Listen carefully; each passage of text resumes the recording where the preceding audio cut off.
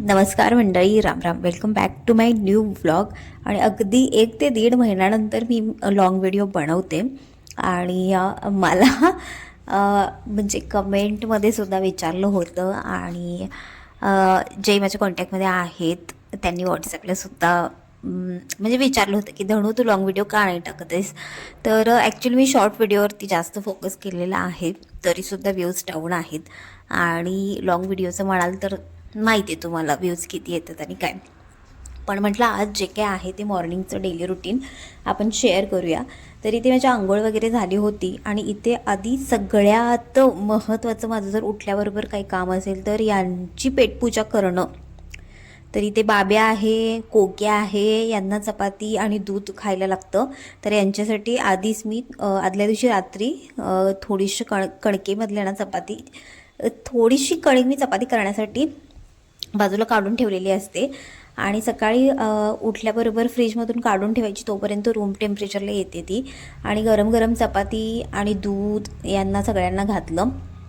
हे सगळे खाऊन शांत झाले. त्यानंतर मी आमच्या दोघांसाठी चहा ठेवला. आणि चहासाठी हे मी नवीन भांडं घेतलेलं आहे आणि डीमार्टमधून आणलं आहे आणि याची प्राईस फक्त 170 रुपये आहे. आणि हेवी बॉटमचं भांडं मला मिळालं. कसं काही इतक्या कमी प्राईसमध्ये चांगलं भांडं मिळालं मला माहिती नाही. ठीक आहे, असो. आता इथे बाब्याचं सुरूच होतं की मला पेडिग्री दे, पेडिग्री दे म्हणजे. आणि तिकडे कोक्या, दोघांचं म्हणजे एकतर पटत नाही आणि आमोरासमोर बसून ओरडत असतात. बाब्याचं ओरडून झालं की कोक्या ओरडतो, कोक्याचं ओरडून झालं की बाब्या ओरडतो. आता एका गॅसवरती चहा होतोय, दुसऱ्या गॅसवरती मी राईस ठेवलेला आहे. आणि चहा उकळल्यानंतर छान मस्त शिजल्यानंतर इथे मी मूग जे होते ते शिजायला ठेवलेत. भाजीसाठी मी मूग बनवते आणि कांदा, टोमॅटो किंवा इतर मसाले न वापरता अगदी साधी सोपी मुगाची भाजी कशी बनवायची तीही चविष्ट अगदी. तर पुढे तुम्हाला व्हिडिओमध्ये दिसेलच. आता इथे बाब्याची लुडबड बघू शकते. त्याचं म्हणजे पेडिग्री दे, पेडिग्री दे. आता पेडिग्री घालून सुद्धा त्याचं म्हणजे असंच असतं, जोपर्यंत मी किचन ओट्यावरून हलत नाही तोपर्यंत तो तिथेच असतो. आणि आता सुद्धा येईल बघा मध्ये शेपूट आपली, तो त्याचा तुरा तुरा शेपटीचा तुरा असा हलवत हलवत येईल आधीमध्ये. तर काल रात्री निलेश खूप लेट आले कामावरून, म्हणजे 12-12:30 वाजले त्यांना. आणि डब्बा जे होतं, थोडीफार भांडी वगैरे होती ती घासायची होती आणि त्यांचा डब्बा जो होता तो सुद्धा घासायचा होता, म्हणून आधी मी घासून घेतला. आता त्यानंतर इथे दुसऱ्या वेळेला मी चहा करून घेते. जर निलेशला समजलं मी 2 वेळेला चहा घेतलेला आहे, माझं काही खरं नाही. मला खूप ओरडतात, मला म्हणतात एक वेळ दूध घे तू किंवा दुधासोबत प्रोटीन घे, पण चहा नाही घ्यायचा. एकदा ठीक आहे, पण 2-2 वेळेला नाही. पण आता त्यांना जर व्हिडिओ जर त्यांनी बघितला तर माझं काही खरं नाही. ठीक आहे, इथे आता म्हणजे मूगसुद्धा शिजलेले आहेत. आणि चहा अगदी मी 2 घोट ठेवलेला होता. थंडी इतकी आहे आणि थंडीमध्ये तुम्हाला माहिती आहे उठू वाटत नाही, काम करायची तर इच्छाच होत नाही. ब्लँकेटमधून बाहेर यायचं म्हटल्यानंतर जीवावरती येतं माझ्या तरी. आणि थंड पाण्यामध्ये हात घालून सगळी भांडी वगैरे कपडे वगैरे धुवायची म्हटल्यावरती अरे देवा, म्हणजे खरंच ही खूप तारेवरची कसरत आहे. आता इथे मुगाची भाजी जी आहे ती मी फोडणी टाकते. आता फोडणीसाठी मी काय काय यूज करते पुढे व्हिडिओमध्ये बघा. तेल गरम करून घेतल्याने त्यामध्ये आलं लसूणची पेस्ट घातली आहे आणि लाल तिखट, जे घरगुती लाल तिखट आहे तेच घातलं आहे. आणि पावभाजी मसाला घातलेला आहे मी 1 चमचा. याने मुगाची भाजी 1 नंबर झाली होती. तुम्ही एकदा नक्की ट्राय करा. मी बाकी काहीही यामध्ये ॲड केलेलं नाही, फक्त पावभाजी मसाला घातलेला आहे आणि तेल थोडंसं जास्त घातलेलं आहे आणि आलं लसूणची पेस्ट आणि लाल तिखट झालं. इतकी चवीला झाली होती भाजी की बासच, म्हणजे उरलीच नाही आम्हाला संध्याकाळीसाठी. सकाळीच जे काय आहे ते निलेशचा डब्बा वगैरे भरून दिला. आता इथे निलेशचा डब्बा भरून झाल्यानंतर तो थोडासा क्लीन केला, कारण कसं आपला तेलकट वगैरे हात लागलेला असतो त्यामुळे मग ते अवघड होतं. आणि निलेशलाही क्लीन लागतो, नाहीतर मग लेक्चर सुरू होतं. त्यानंतर इथे मी माझ्यासाठी जेवण वाढून घेतलं. जेवण वाढून घेते की नाही तोपर्यंत आलं पाणी. मग आता निलेश बोलले की ठीक आहे तू जेव, मी जे काही खर्चाचं आहे ते पाणी भरून घेईन. मग मी माझं जेवण वगैरे करून घेतलं. आणि कसं एकदा भूक गेली ना की नाही मग नंतर काहीच खाऊ वाटत नाही. आणि इथे प्यायचं पाणी जे होतं ते मी भरून घेते. आणि आमच्याकडे कसं अल्टरनेट डेवरती पाणी येतं, आज आलं उद्या नाही, परवा दिवशी येतं. कधी कधी येतंही नाही, कधी कधी 8 दिवसांनी सुद्धा येतं. ही अशी बोंबाबोंब असते आमच्याकडे पाण्याची. आणि पैसे मात्र यांना वेळेवरती द्यावे लागतात. ठीक आहे, असो. आता इथे गंज मी घासून घेतलेला आहे. आणि मी फार निरमा किंवा विम जेल नाही यूज करत, कारण मग त्याचा वास येतो तसाच. आणि पाणी आमच्या इकडे डबल फिल्टर वगैरे काही नाही, अगदी खडूळच पाणी येतं. फार खडूळ नसतं, बऱ्यापैकी असतं, पण डबल फिल्टर नाही अजून आमच्या इकडे पाणी. तर निलेशचं इथे चाललं होतं की मी चप्पल कोणतं घालून जाऊ कामावरती. म्हणजे लिटरली या माणसाचं ना चप्पलचं कलेक्शन आहे. कधीही जा डीमार्टमध्ये एक ना एक चप्पल किंवा बूट किंवा सँडल घेणारच. आणि नंतर मग कन्फ्युजन होतं, हे घालायचं की ते घालायचं. आणि 3-4 चप्पल काढून ठेवले होते, त्यातलं मग जे काही होतं थोडंफार खराब झालेलं ते घालून गेले. म्हणजे अवघड आहे. म्हणजे मी पण त्यांच्यासारखीच आहे, पण ठीक आहे, दोघांचंही अवघड आहे. असो. आता इथे प्यायचं पाणी भरायचं होतं. माझे 2 गंज आहेत, एक छोटा आणि एक मोठा. तर छोटा गंज तो ऑलरेडी भरलेला होता, परवा दिवशी पाणी आलं होतं त्यावेळेला.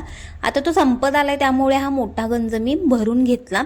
आणि पाणी आहे तोपर्यंतच पाठीमागच्या रूममधली फरशी जी आहे ती क्लीन करून घेतली. आदल्या दिवशी मी स्वच्छ सगळं काही रोज फरशी वगैरे पुसून काढतेच, त्यात काही वादच नाही आहे. आणि फार काही घाण नव्हती, त्यामुळे मी निरमा वगैरे काहीही घातलेला नव्हता. थोडे थोडे पाय यांचे उठलेले होते लकीच्या सेनेचे, तरी ते पाणी मी काढून घेतलं सगळं वायपरने. आणि वाईट असल्यामुळे काय होतं की रोज तुम्हाला क्लीन करावंच लागतं. मळखपाऊ फरशी घातली तर बरं पडतं ते, नाहीतर मग काही खरं नाही. आता इथे बघू शकताय, ह्या अशा पद्धतीने गंज मला न्यावा लागतो. आणि फरशीवरून तो बऱ्यापैकी स्लिपसुद्धा होतो. त्यानंतर आता भांडी घासायचे होते, आणि ते बघू शकताय तुम्ही. म्हणजे ह्या बाब्याचं मी काय करू मला काही कळत नाही आहे. त्याला मध्ये मध्ये मध्ये मध्ये मध्ये यायचंच असतं. आता मी काहीच करू शकत नाही. त्याला कितीही सांगितलं जाऊन बस नाही, मध्ये येणार, इकडे जाणार, डायनिंग टेबलवरती जाणार, डायनिंग टेबलवरून पुन्हा किचन ओट्यावरती येणार. म्हणजे माझ्या अधूनमधून त्याला असं फिरायचं असतं. आणि त्याचं हे नेहमीचं आहे, रोजचं आहे. आणि त्याला मग आवाज वगैरे दिला ना की कोक्या पण लगेच जागा होतो, मग दोघांचं भांडण लागतं. म्हणजे मी काय सांगू तुम्हाला, काही म्हणजे काय न सांगण्याच्या पलीकडचं आहे. ठीक आहे. आता त्यानंतर इथे भांडी वगैरे झालेली आहेत. आधी उठल्याबरोबर मला जेवण करावं लागतं. कोणासाठी तर या लकीच्या सेनेसाठी, नंतर आमच्यासाठी. त्यानंतर सगळं क्लीन करून घ्यावं लागतं. आणि अशी सिक्वेन्सनुसार कामं केलीत ना पटपट पटपट होतात. आणि सकाळी तर माहिती तुम्हाला श्वास घ्यायला सुद्धा वेळ नसतो, कारण इतकी आणि त्यात डब्बा वगैरे असेल ना की बासच, त्यात काही बोलायचं कामच नाही. आधी ते घड्याळाच्या काट्यावरती सगळं चाललेलं असतं सकाळचं. संध्याकाळचं कसं रात्रीच्या जेवणाचं वगैरे थोडंफार निवांत होतं, पण सकाळचं काही खरं नाही. आता इथे किचन ओटा बऱ्यापैकी मी क्लीन करून घेतला, घासून वगैरे स्वच्छ वगैरे करून घेतला. आणि इथे संध्याकाळच्या जेवणाची सुद्धा मी लागलीच तयारी करून घेतली. आणि माणसं चहा कॉफी किंवा हॉट चॉकलेट वगैरे असं घेतात थंडीमध्ये. तर मी निलेशला आईस्क्रीम आणायला सांगितलं होतं काल रात्री, आणि ते फ्रीजला ठेवलं. म्हणजे दातातून इतक्या कळा येत होत्या तरीही मला आईस्क्रीम खायचं होतं. आणि आईस्क्रीम खाऊन झाल्यानंतर पुन्हा मी माझ्या कामाला लागले. तिन्ही रूम मी झाडून काढले. ऑलरेडी एक रूम मी स्वच्छ केलेली होतीच, पाण्याने धुवून वगैरे काढली होती, त्याचं जरा टेन्शन गेलं. आता इथे लकीच्या सेनेसाठी त्यांचा हंतरून जे आहे ते हंतरून घेतलं.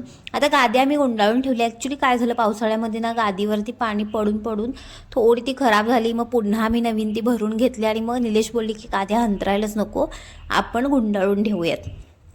मग लकीच्या सेनेसाठी मग जी सुती पोते असतात किंवा ब्लँकेट जे आहे ते कट करून टाकलेलं आहे, त्यावरती झोपतात ती, पण बेडवरतीच झोपतात. आता माझ्या घरी लहान मूल नाही आहे, पण लकीची सेना इतकी घाण करते की बघू शकताय तुम्ही, धूळ किती आहे. आणि ते कागद वगैरे म्हणजे काय बोलायचं कामच नाही. आणि यांना खेळण्यासाठी मी टॉईज मागवले होते, त्याची तर एका दिवसामध्ये यांनी वाट लावून टाकली. सगळं काही अस्ताव्यस्त इकडे तिकडे भांडण करून कुस्करून मोडून तोडून रिकामी झाले. म्हणजे आता काय बोलू मी, म्हणजे बोलण्यासारखं काही नाहीच आहे. ठीक आहे, असो. आता इथे येतो माझा नावडता पार्ट, म्हणजे कपडे धुणे. आई शपथ, मला म्हणजे मी भांडी कितीही घासेन, दुसरं कोणतंही काम करेन, पण कपडे धुवायचं म्हटल्यावरती माझ्या जीवावरती येतो. तुमचं हे असं होतं का? तुम्हालाही कपडे धुवायला आवडत नाहीत का? मला कमेंट करून नक्की नक्की सांगा, ठीक आहे. आणि त्यात ह्या माणसाच्या म्हणजे माझ्या नवऱ्याचे जीन्स पॅन्ट वगैरे असतात. अरे देवा, म्हणजे मला तर असं अरे म्हणजे मी काय करू. आणि आता वॉशिंग मशीनचं म्हणाल तर दोघांचीच कपडे असतात आणि दोघांसाठी मग कुठे वॉशिंग मशीन घेणार. भविष्यात बघेन, घेतलं तर घेईन, नाही तर नाही, असं काही अजून प्लॅन नाही आहे माझं. बघू, पुढचं पुढे कळेलच तुम्हाला. आणि इथे मग पत्र्यावरती आम्ही कपडे उन्हामध्ये टाकतो. स्टँड आहे त्यावरती सुद्धा टाकतो. आता इथे हातपाय वगैरे मी धुवून घेतले आणि सगळी कपडे वगैरे धुवून झालेले आहेत आणि पाठीमागे तुम्हाला पत्र्यावर दिसत असतील. आता इथे सगळं माझं आवरलेलं आहे, झोपण्याच्या तयारीत आहे मी. आणि हा डेचा सिरम आहे, म्हणजे डेला मी यूज करते, नाईटचा वेगळा आहे. तर इथे सिरम लावून घेतला, लिप बाम लावून घेतला, छान मस्त एक ग्लास भरून पाणी पिलं आणि मी मग झोपले. आणि झोपून उठल्यानंतर वाईसवर करते. तर हे जे डेली रुटीन होतं मॉर्निंगचं, थंडीमध्ये कडकडून उठून सगळी कामं करावी लागतात. कसं वाटलं कमेंट करून नक्की सांगा. Okay, bye.